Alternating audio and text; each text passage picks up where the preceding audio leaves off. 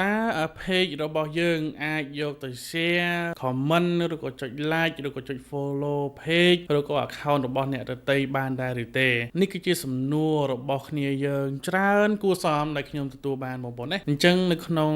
វីដេអូនេះខ្ញុំនឹងសូមចែករំលែកបងប្អូនបន្តិចជាបទពិសោធន៍ជាក់ស្ដែងមកជាទូទៅសម្រាប់ការប្រើប្រាស់ Facebook page ឬក៏ account Facebook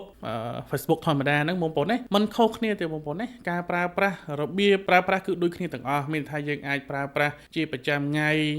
ចុច like ឬក៏ follow comment